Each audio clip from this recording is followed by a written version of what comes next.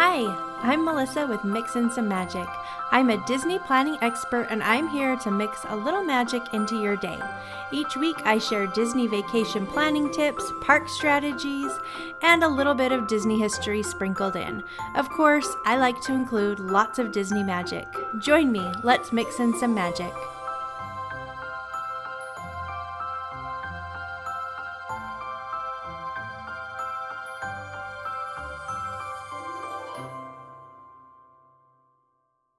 Hello and welcome. I'm so happy that you're here. Hopefully you had a happy Halloween. And does this mean it's Christmas now? Because November 1st is kind of the kickoff for Christmas for a lot of people. My household is very torn. There's a few of us who would love to dive right into Christmas and all the fun stuff right now. And then there are some others who are very against anything Christmas happening at our house before Thanksgiving. So it's a battle every single year, and we'll see who wins this year. It'll be a surprise. Holidays at Disneyland kick off on November 15th, which is just 2 weeks away. Exciting stuff. Tiana's Bayou Adventure will also be opening on that day. And to me, I'm willing to wait until November 15th to bring the holidays to my home, just because that's when it kicks off at Disneyland, and that's when I will be full force holiday content and doing all of the holiday things. So I'm already going to be in the holiday mindset. So I think I'm going to give my family till November 15th, and then we're going all in. We're going all in with the holidays. Now, my advice to you, if you haven't already, is start purchasing gifts now, because if you can spread it out, it really makes a difference. Don't wait until right before Christmas to start purchasing gifts. My very favorite thing to do is to have all my buying done by Thanksgiving. Doesn't always happen every year, but that's always my goal.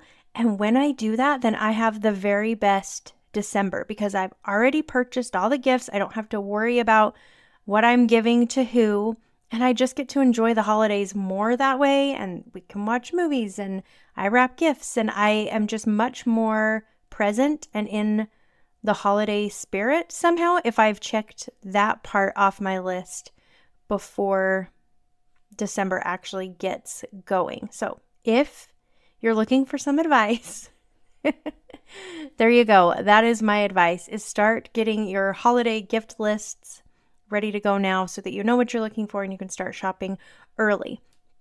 This is especially great because Black Friday sales are starting. They start earlier and earlier every single year. So you're going to see those pop up everywhere. And if you already know what you're getting for people, then you can kind of watch for sales and make sure you're getting a good deal. Speaking of Black Friday sales, my travel partners at Getaway Today are doing Black Friday deals for the entire month of November. So it's pretty awesome. Right now they have adults at kid prices for Disneyland, Disney World, Universal Studios Hollywood, and Universal Studios Orlando. So great deals. But if you already got your tickets before the price increase, then you already got the best deal. So you got a better deal if you did that than these Black Friday prices. So don't be worried and think, oh no, I bought early, now I'm not getting this good deal. You got a better deal if you purchased earlier.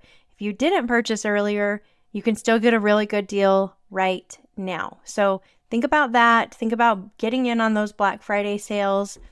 I love giving a trip as a gift for Christmas. Now that my kids are older, a lot of them have jobs now. They buy themselves basically whatever they want with the money they earn from their jobs. And they just don't really have as many wants from me as they did when they were little. We don't even walk down toy aisles anymore when we go to the store. And they just don't have, they're hard to shop for, is what I'm saying. I mean, they always want certain things like clothes and different electronics and things like that, and you can always make them happy with some food gift cards. But Christmas morning just doesn't have that same appeal as when they were little and they walked out and Santa had brought them a bike or a dollhouse, and it was all so fun and magical. So to combat that, a few years ago, we started looking into the idea of gifting a family vacation to our kids at Christmas time. Now, truth be told, we almost always go on a family vacation in January anyway. But we kind of like are killing two birds with one stone, and we just wrap it up and tell the kids about it on Christmas and keep it a secret until then to make Christmas more fun and exciting. And we do give them other gifts and things like that, but I don't know, maybe it's like cheating because we were already going to go on this family vacation and we just make it part of their Christmas. So Christmas seems more fun. I don't know. It's been working for our family.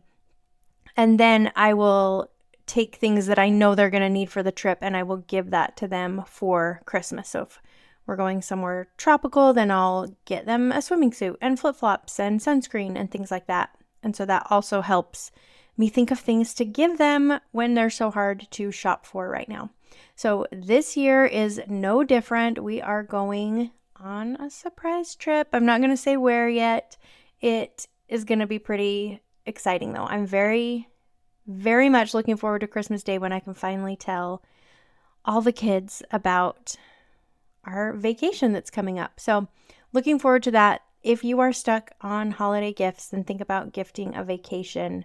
And my travel partners at Getaway Today not only do Universal and Disneyland and Legoland and SeaWorld and all of that, they also do cruises. So if you're interested in a cruise, and they do Mexico, and so they have a lot of other locations that they go to, and you're always going to get the best rates, and their customer service is amazing. And it's nice to talk to somebody who has been where you want to go and can give you different advice and tips. And when I've planned trips with them to other locations that aren't Disney, then I've called and they've put me with the right person who is the expert on Mexico or cruises, and they can give me all kinds of information. Super, super helpful. I'm going to put a link to them down in the show notes, or you can always give them a call at 855-GETAWAY. Just tell them that Mix and Some Magic sent you for the best rates. Okay, I'm really excited about today's episode because I just got back from a whirlwind trip to Disneyland. I did it one day, and I tried out the Lightning Lane Premier Pass. This is the new pass that Disney just released. It does not replace the Lightning Lane Multi-Pass. I've had a lot of questions about that. That's still there. It's just like the old Genie Plus system. This is something different, something else, something awesome, but something very, very expensive. So I tried it out so that I could see what it was all about, and I could then form an opinion because I've heard so many people sharing their opinions, and I wanted to have an actual experience with it myself so that I could share a valid opinion. That sounded wrong. All opinions are valid, but I wanted to have something to back up my opinion, is what I'm saying. So I tried it out, and I have a bunch of thoughts. We're going to talk all about it. Let's take a quick break first. Don't go anywhere. You're listening to Mix and Some Magic.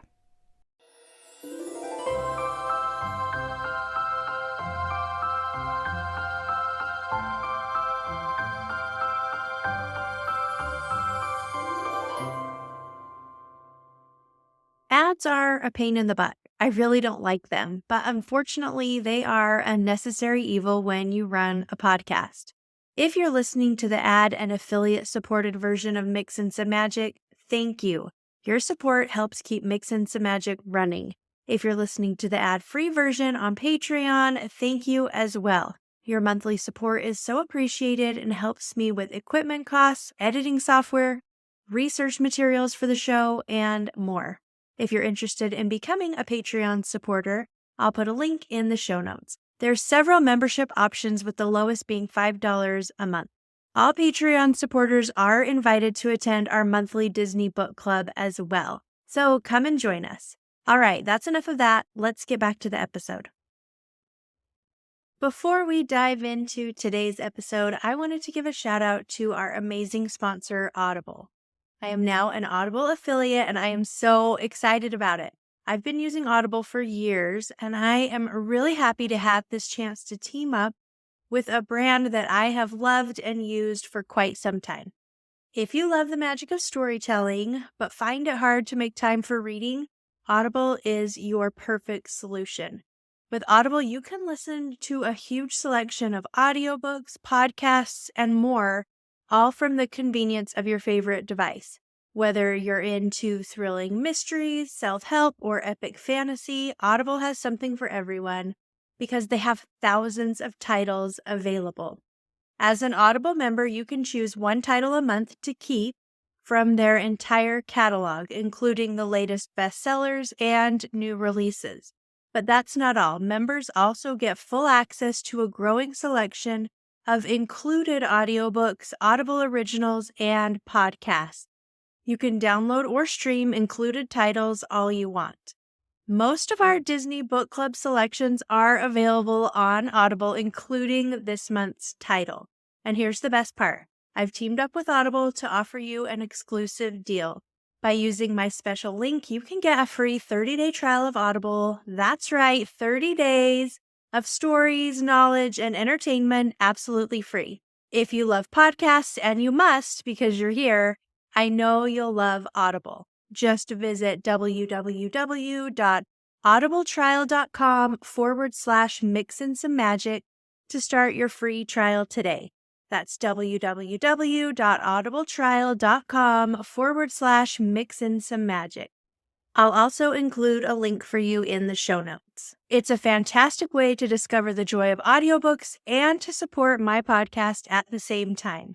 Happy listening, and thanks to Audible for making today's episode possible.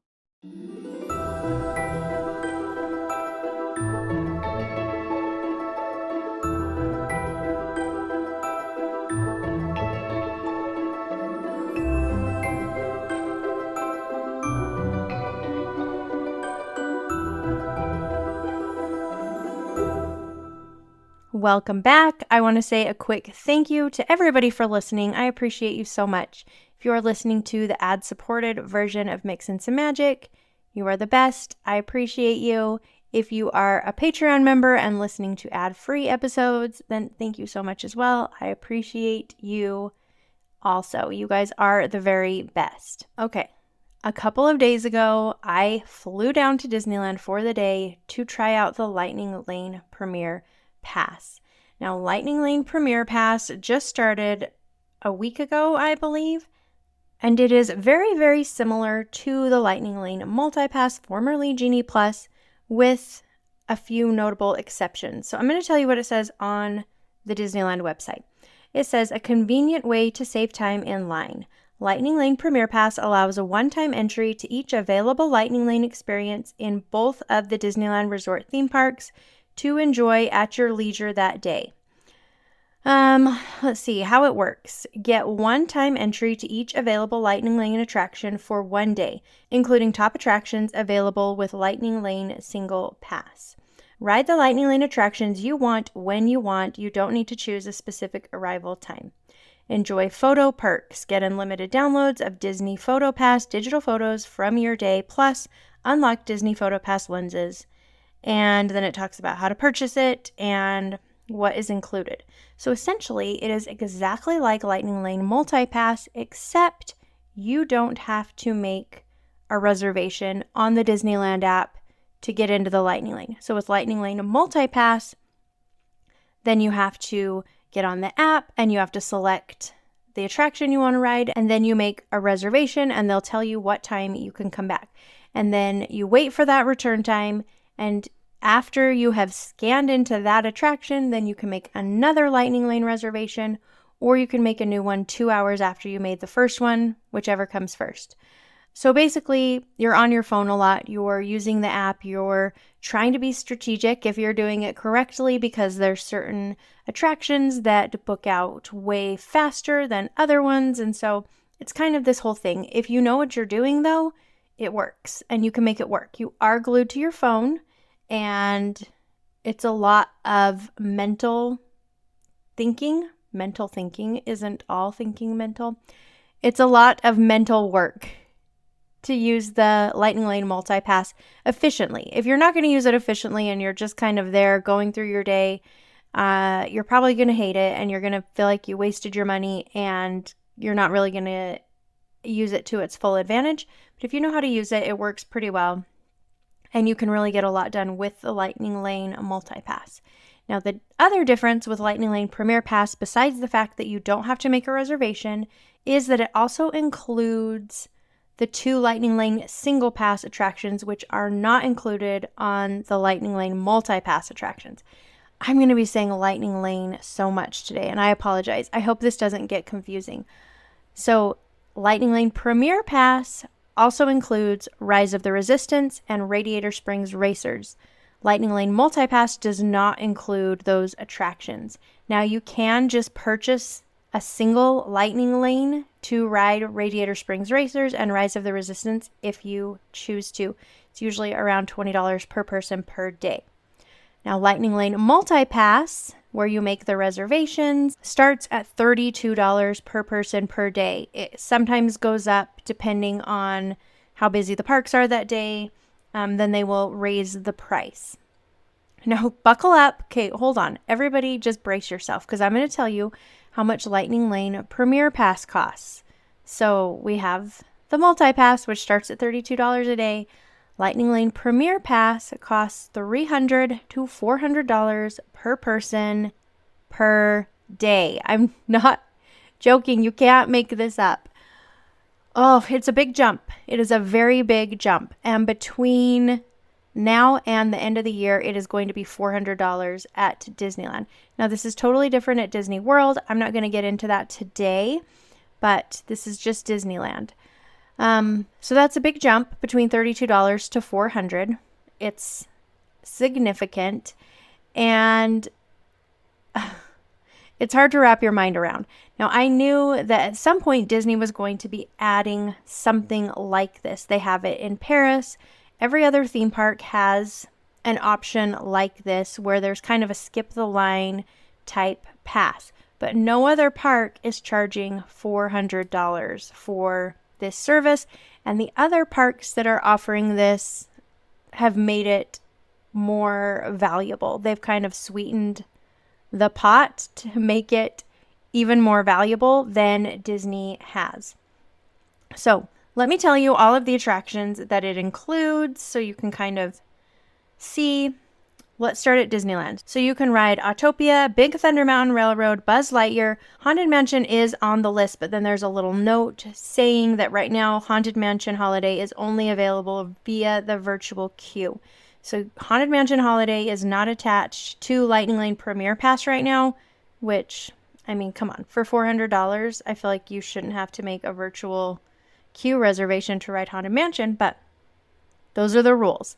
Also included is Indiana Jones, It's a Small World, Matterhorn Bobsleds, Mickey and Minnie Runaway Railway, Millennium Falcon, Pirates of the Caribbean, Roger Rabbit, Space Mountain, Star Tours, Rise of the Resistance.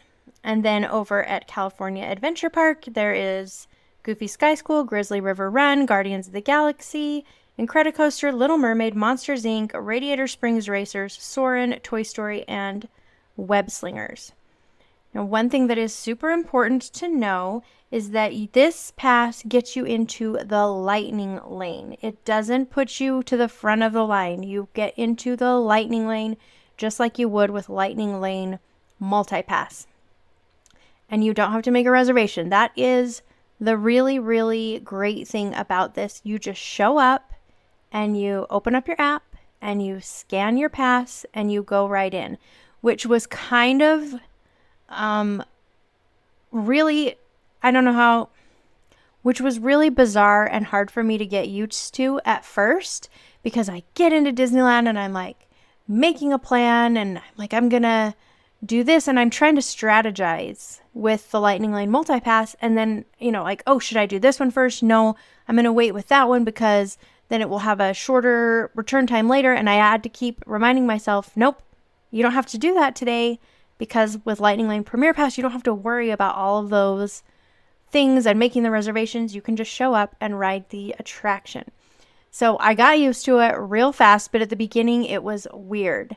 Now, it did save me a lot of steps because usually I'm bouncing around the parks to different lightning lanes, and they're not all linear. I'm not making one for Star Tours and then Space Mountain and then Buzz Lightyear and then Autopia and going in a line.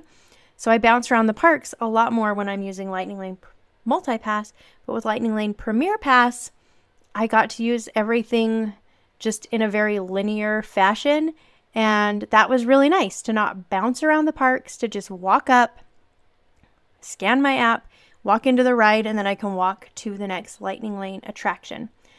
So I decided when I was there, I didn't arrive at the parks until 9 a.m. because, like I said, I flew in that day, and I decided to not start using Lightning Lane Premier Pass until 11 o'clock because I did want to be a little bit strategic about it. And I figured if I was with my family and we were using Lightning Lane Premier Pass, which is like laughable because do you think I'm going to pay $400 per family member for the day? Probably not, but let's just pretend. Let's pretend that I was. Then I would not start using Lightning Lane Premier Pass right away because the lines are already really short at the very beginning of the day. At Rope Drop, they're really short. So I would start riding attractions that don't have Lightning Lane multi-pass because the lines are shorter. So I could ride on Alice in Wonderland. I could do all the Fantasyland rides. I could go and do Jungle Cruise. Over in DCA, I could do some of those rides on Pixar Pier and the rides in Cars Land. You could get a lot of attractions done first thing in the morning that are not Lightning Lane attractions. You can check all of those off your list first thing, and then you can start using the Lightning Lane Premier Pass. Because if I were to get to the parks at 8 a.m. and start using my Lightning Lane Premier Pass, it seems a little bit wasteful. Because say I was going to go on like Indiana Jones first thing in the morning, my Lightning Lane Premier Pass wouldn't save me any time at all. I would be waiting the exact same amount of time as the standby line because the line's so low. So it's kind of a waste of a Premier Pass.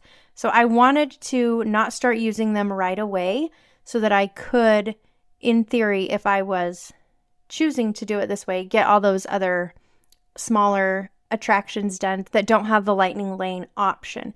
Now, I didn't go on rides because I had some other content that I needed to get, and so I checked other things off my list first thing in the morning, and then I waited until 11 to start using Lightning Lane Premier Pass. So I'm just going to go through my day. I took detailed notes about what time I went to each attraction and how long I waited in the Lightning Lane. And I had to leave the parks at 6 p.m. to make my flight. So I'm going to tell you all the things I was able to do from 11 a.m. until 6 p.m. Starting at 11 a.m., I did Star Tours. I waited for 4 minutes in the Lightning Lane. Then I went over to Buzz Lightyear. I waited for 3 minutes. Then I did Space Mountain at 11:30 and I waited for 5 minutes. Next, I did Autopia and I waited for 8 minutes.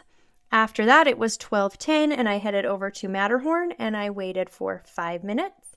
Next, I did Roger Rabbit at 12:25 and I waited for 1 minute, which is the only way to ride Roger Rabbit, in my opinion. It's not my favorite ride. Then I went over to Mickey and Minnie's Runaway Railway and I waited for 10 minutes. At this point, it was 1 o'clock, so I hopped over to California Adventure Park. I went on Monsters, Inc. I waited for 6 minutes. Then I went on Guardians of the Galaxy and waited for 8 minutes. After that, I did Web Slingers. I waited 15 minutes for Web Slingers. Next, I did Radiator Springs Racers. It was 2:20 in the afternoon, and I waited for 4 minutes. It was dreamy. That was one of my favorite things, is not waiting for Radiator Springs Racers. Next, I went on Incredicoaster. I waited for 3 minutes. After that, I did Toy Story, waited for 4 minutes. At 3:08, I did Goofy's Sky School, waited for 5 minutes. At 3:25, I did Soarin' and waited for 11 minutes. Then I hopped back over to Disneyland, and at 4 o'clock, I did Indiana Jones, waited for 12 minutes. Then I did Pirates of the Caribbean, waited for 8 minutes. After that, I went over to Rise of the Resistance and I waited for 3 minutes, which was also amazing. And then I did Big Thunder Mountain Railroad at 5:45 and I waited for 3 minutes. So in the 7 hours that I was using Lightning Lane Premier Pass, then I rode 21 attractions, which is amazing because I didn't have to wait for return times. I just walked up and scanned the pass. There were 4 attractions that I didn't ride. I didn't ride Grizzly River Run because I didn't want to. I was not in the mood to get wet. I did not ride Little Mermaid because I kind of ran out of time. I didn't ride Millennium Falcon because I chose not to. I just wasn't feeling it. And then I could have ridden Guardians of the Galaxy again when it was Monsters After Dark. Because it was Halloween time, they let you ride it once when it's the regular Guardians and then again when it's Monsters After Dark after 3 p.m. So I was kind of hoping to be able to do that because it's one of my favorite rides after 3 p.m., but it didn't work out. I ran out of time. But in those 7 hours, I did 21 of the big popular attractions, which was pretty good. Now, had I been staying past 6 p.m., I definitely could have fit in those other 4 rides that I skipped. So I could have fit those in easily in my day. If you are ever thinking about using Lightning Lane Premier Pass, I would definitely only use it if you have a park hopper ticket because it will not be anywhere near worth your money if you can only use it at one park. So you need a park hopper. And I really liked the way that I did it. I liked waiting to start using it until later in the afternoon. So I would wait. I would get there in the morning, do rides that don't have lightning lanes, and then around 10 or so, start using your Lightning Lane Premier Pass. Do all of those, and then later in the evening, it's always shorter. Wait times are always shorter later in the evening. Then I would start hitting some of the attractions that you missed, some that you want to do again. You could really have a great day. And I think if you were there at Rope Drop and went all the way till close, you could easily ride every attraction in the park if you chose to. And it wouldn't even be hard. So there are some things, the price point is difficult to swallow. And there are some things that I think Disney should do differently if they want to charge $300 to $400 for this pass. They do include the photo pass, which I guess is good. You would expect them to since it's included with Lightning Lane Multi-Pass. But I feel like in order to sweeten the pot a little bit, they should do some things differently. If it were me and I was Disney, which I'm not, or if Disney ever calls me and asks me my opinion on Lightning Lane Premier Pass and what they could do to make it better, these are the things I'm going to tell them. I think you should be able to ride the Lightning Lane attractions unlimited times if you choose to.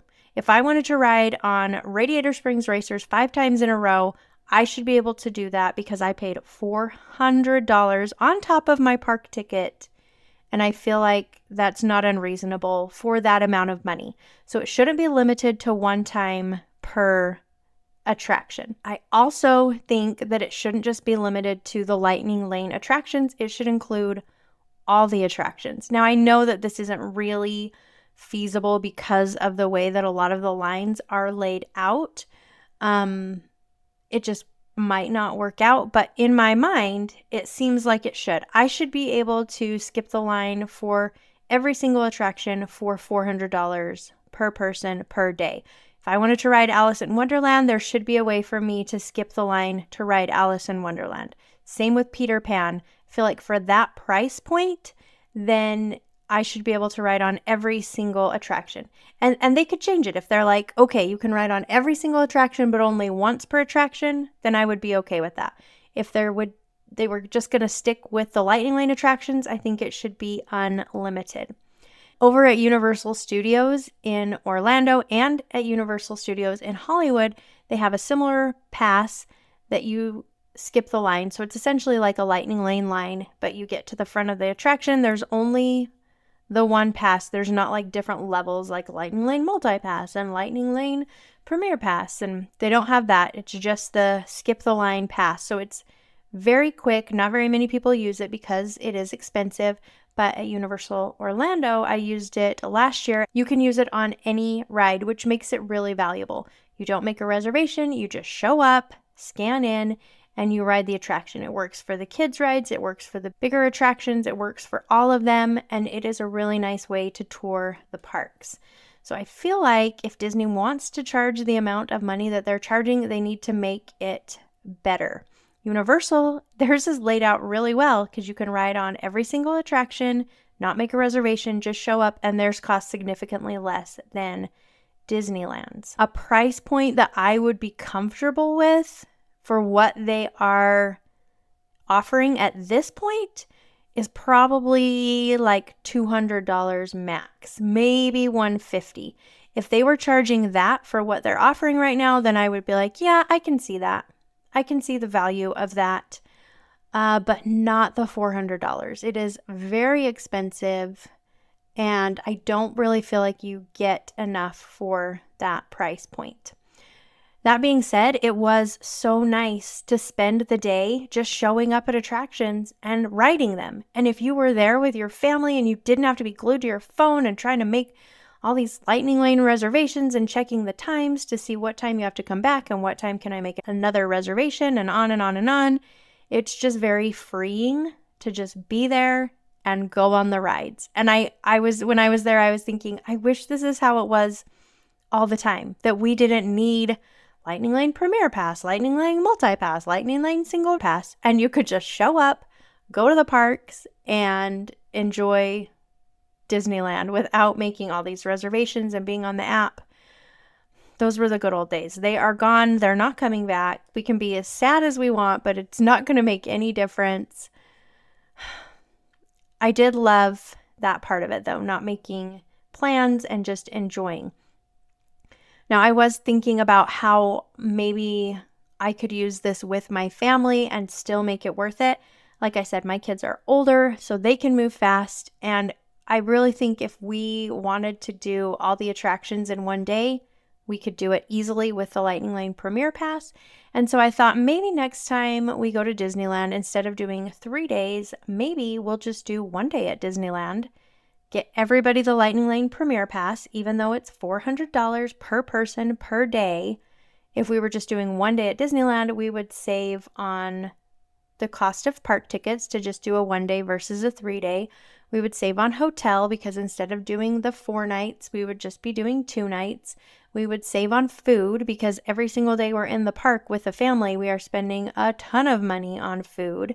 And I did some math, and we would save some money if we just did the park for 1 day, even if we added Lightning Lane Premier Pass.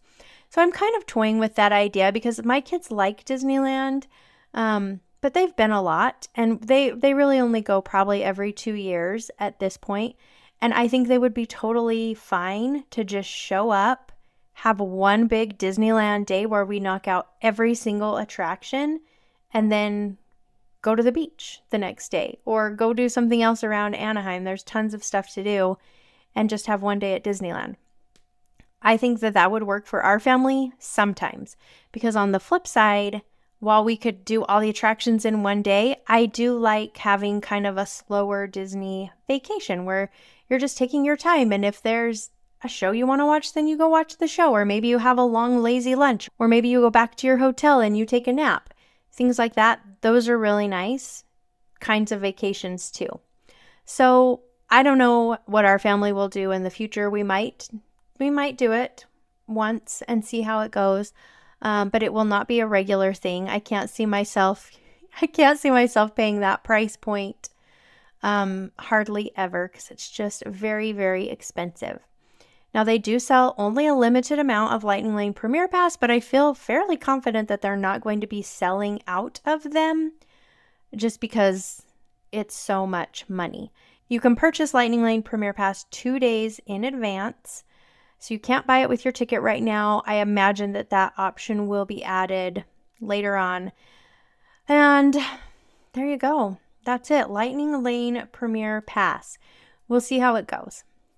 Like I said, I would love to see them make some changes to it to make it more valuable.